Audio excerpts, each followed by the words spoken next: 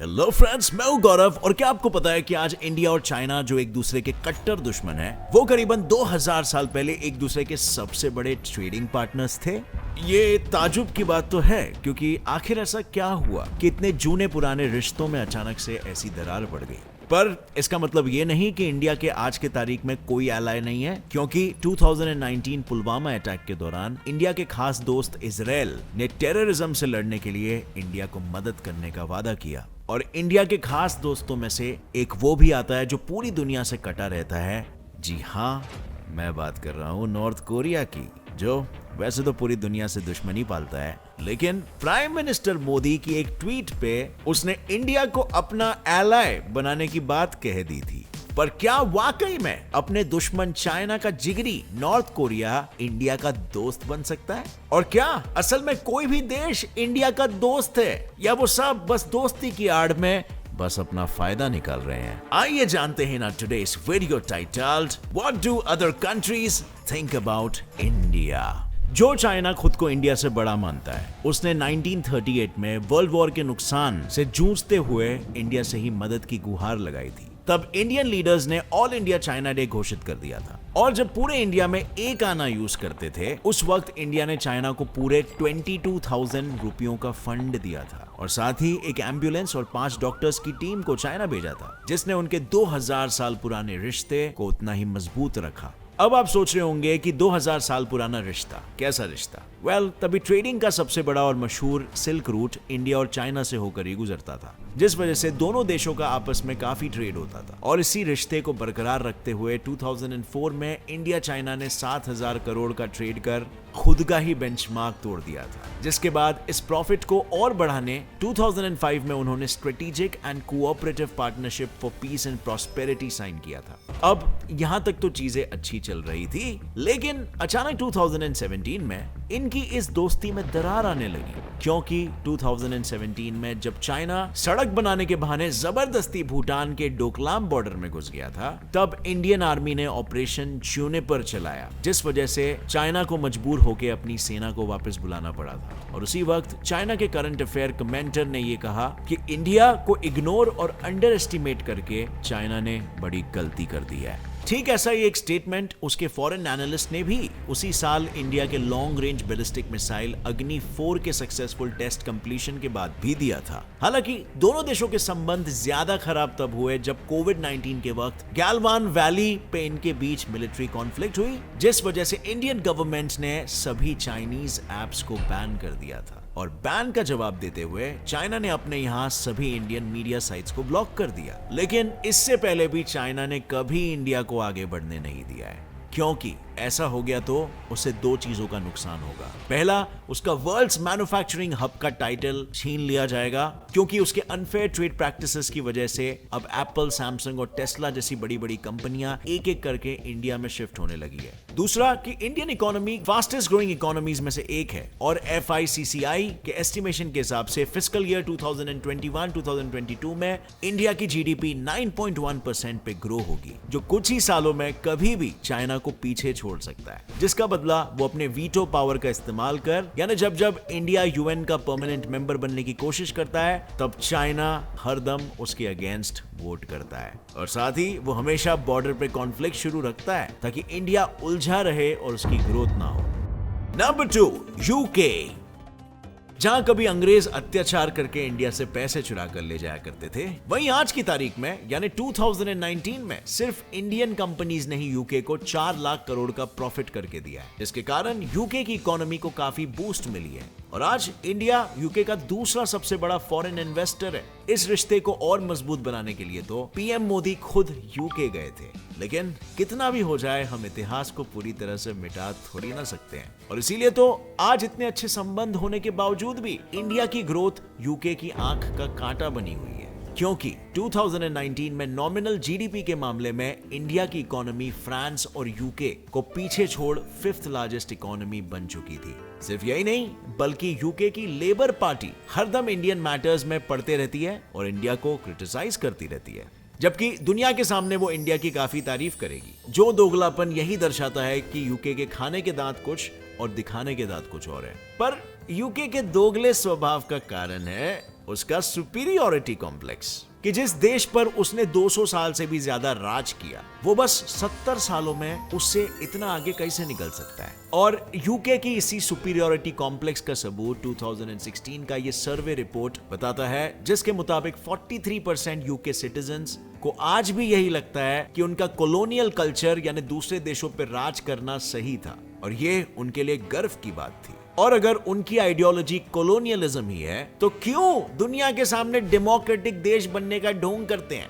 उनका दूसरा एक ढोंग तो ये भी है कि खुद को इंडिया का एलाय बताने के बाद भी यूके इंडिया से ही भागे हुए सभी बड़े बड़े स्कैमर्स को पनाह देता है, और जब इंडिया उन स्कैमर्स को लौटा देने के लिए कहता है, तब चोरों के लिए ह्यूमन राइट्स का नाम लेकर वो अपील डिनाई कर दी जाती है। लेकिन बात तो कुछ ऐसी है ना कि यूएस के मांगने पर क्यों अमेरिकन क्रिमिनल्स को तुरंत हैंडओवर कर देता है, पर यूके ये सब खुलेआम नहीं करता, क्योंकि वो अच्छे से जानता है कि उसके लगभग 1 लाख लोगों को रोजगार सिर्फ इंडियन कंपनीज की वजह से ही मिल रहा है। और सिर्फ कंपनीज ही नहीं, बल्कि इंटरनेशनल स्टूडेंट्स भी यूके के रेवेन्यू में 2 लाख करोड़ कंट्रीब्यूट करते हैं, जिसमें सबसे ज्यादा इंडियंस ही होते हैं। और ऐसे में यूके दोगलापन दिखाने के अलावा और कुछ कर भी तो नहीं सकता। It's a game of national interest, right? Number 3, Israel.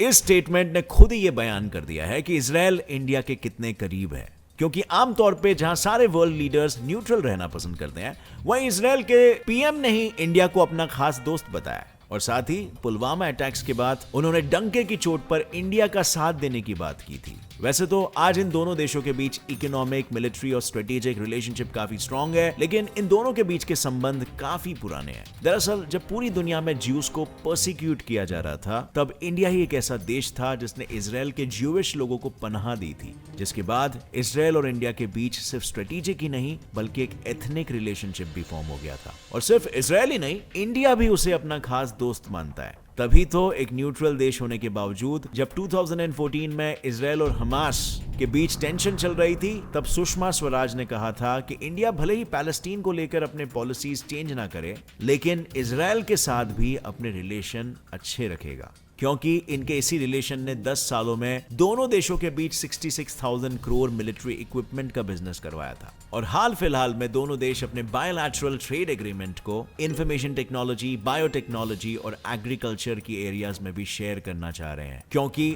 सच्चे दोस्त वही तो होते हैं जो सिर्फ अपना ही नहीं बल्कि अपने दोस्त का भी फायदा करवाएं। नंबर 4, यूएस की बात करें भाई लोग, तो इंडिया का सबसे स्ट्रॉन्गेस्ट एलाय यूएस कहा जाता है, क्योंकि 2019 में दोनों के बीच का ट्रेड तो करीबन 6.5 लाख करोड़ रुपीस तक पहुंच चुका था। लेकिन हमारी बॉलीवुड फिल्में भी उनके लिए पैसे कमाने का एक मेन स्ट्रीम बन चुकी है। लिटरली वहां फिल्मों के रिलीज के पहले हफ्ते में ही सेल्स 50 करोड़ रुपए क्रॉस कर लेते हैं। लेकिन यूएस भी शायद इंडिया का एलाय बनने का सिर्फ ढोंग करता है। Relationship between India and the United States has never been stronger, has never been better. क्योंकि 2020 में जब इंडिया में लोग कोविड से बुरी तरह से जूझ रहे थे, तब इंडिया खुद वैक्सीन तो बना ही रही थी, लेकिन जो रॉ मटेरियल्स यूएस से आ रहे थे, उन्होंने उसका एक्सपोर्ट तक रोक दिया था।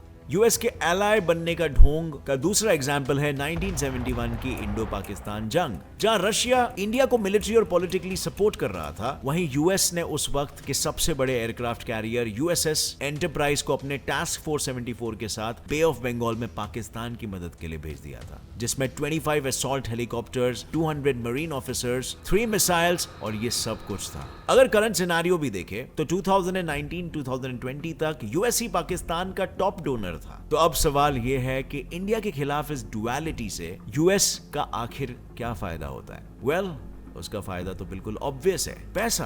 क्योंकि यूएस के कॉलेज और यूनिवर्सिटीज में एनरोल्ड इंडियन स्टूडेंट से हर साल यूएस की इकोनॉमी को 6 लाख करोड़ रुपयों का प्रॉफिट होता है। और उसका दूसरा फायदा है चाइना से जीत, क्योंकि यूएस ये अच्छे से जानता है कि फिलहाल उसे ग्लोबल लेवल पे कोई टक्कर दे सकता है तो वो चाइना है, और इसीलिए चाइना के खिलाफ वो इंडिया से हाथ मिला रहा है। दुश्मन का दुश्मन अपना दोस्त। यही चीज उसने तब भी की थी जब सोवियत यूनियन ने अफगानिस्तान पे कब्जा कर लिया था, और उस वक्त अपने सबसे बड़े दुश्मन सोवियत यूनियन को हराने के लिए यूएस ने अफगानिस्तान का साथ दिया था। इन शॉर्ट, यूएस की पॉलिसी ही है दुश्मन का दुश्मन दोस्त। और इससे आप दोस्त के घर पे अक्सर आना जाना भी कर सकते हो ना, और नजर रख सकते हो कि पड़ोसियों की तबीयत पानी कैसी है। नंबर 5, पाकिस्तान और इंडिया के लीडर्स ही नहीं बल्कि लोग भी शायद एक दूसरे को नेगेटिवली देखते हैं कहीं ना कहीं, क्योंकि वहां हुए एक सर्वे के अनुसार 71% पाकिस्तानीज इंडिया को एक सीरियस थ्रेट समझते हैं। भाई थ्रेट किस बात का?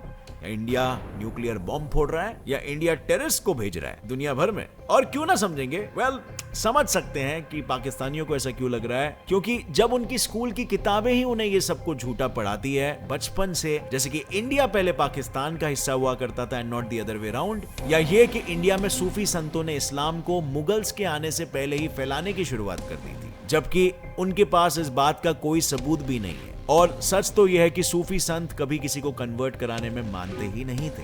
खैर, ये तो पाकिस्तानियों की सोच की बस एक झलक थी, पर वो इंडिया के बारे में और क्या क्या सोचते हैं और क्या क्या मन घड़त कहानियां बनाते हैं, ये डिटेल में जानने के लिए आप ऊपर आई बटन पे क्लिक कर सकते हो। पूरी वीडियो में ये बयां किया है कि what do Pakistanis think about Indians with proofs. Number 6, north Korea के सुप्रीम लीडर के जन्मदिन पर मोदी जी ने विश करते हुए किम जोंग उन को अपना गुड फ्रेंड बताया, जिससे ये साबित होता है कि दोनों देशों के बीच काफी अच्छे संबंध है। और इसीलिए तो आज नॉर्थ कोरिया में इंडियन एम्बेसी है और इंडिया में नॉर्थ कोरियन एम्बेसी है। लेकिन हमारे और उनके रिश्ते सिर्फ यहीं तक सीमित नहीं है, क्योंकि चाइना के बाद नॉर्थ कोरिया का लीडिंग ट्रेड पार्टनर इंडिया ही है, जिसने 2013 में कंट्री के एक्सपोर्ट में 400 करोड़ रुपयों का कंट्रीब्यूशन किया था। यही नहीं, ट्यूबरक्यूलोसिस से निपटने के लिए WHO की रिक्वेस्ट पे इंडिया ने 7 करोड़ की एंटी ट्यूबरक्यूलोसिस मेडिसिन वहां पर भेजी थी। और शायद इंडिया के इसी भाईचारे को देखते हुए आमतौर पे चुप रहने वाले किम जोंग उन ने पीएम मोदी के ट्वीट को एक्नॉलेज भी किया और इंडिया को एलाय बनाने जैसी इंपॉर्टेंट बात भी की थी। लेकिन क्या नॉर्थ कोरिया पे इंडिया सही में भरोसा कर सकता है? वेल, नॉर्थ कोरिया का बेस्ट फ्रेंड चाइना है, इंडिया का सबसे बड़ा दुश्मन। So what do you think, can north Korea be trusted? और यही बात हमें ये सोचने पर मजबूर करती है कि क्या कोई कंट्री किसी दूसरी कंट्री को अपने फायदे के बिना कभी मदद भी कर सकती है कि नहीं? क्योंकि ऐसे तो यूएस भी कहने के लिए इंडिया का एलाय है, लेकिन उसकी करतूतें तो कुछ और ही बयां करती है। और ऐसे में क्या आपको नहीं लगता कि ये सभी कंट्रीज अपनी पॉलिटिकल जरूरतों के मुताबिक, अपने नेशनल इंटरेस्ट के मुताबिक इंडिया से अपना रिश्ता बनाती और बिगाड़ती है? और क्या इंडिया इसमें कुछ अलग करता है, या हम भी उन्हीं देशों में से एक है जो अपने ही नेशनल इंटरेस्ट और पॉलिटिकल इंटरेस्ट के गुलाम है? और हो सकता है इन दूसरे देशों में इंडिया के बारे में भी एग्जैक्टली यही बातें बोली जा रही है। वेल, आपकी क्या राय है इस विषय में? कमेंट सेक्शन में मुझे बताना। और अगर इस वीडियो से कुछ भी नया सीखने मिला तो एक लाइक जरूर ठोकना। Get set fly fact channel को अभी सब्सक्राइब कर लो और बेल नोटिफिकेशन दबा दो, ताकि आगे आने वाली ऐसी इंटरेस्टिंग और नॉलेजेबल वीडियोस आप कभी मिस ना कर सको। With that said friends, as always stay curious, keep learning and keep growing. जय हिंद।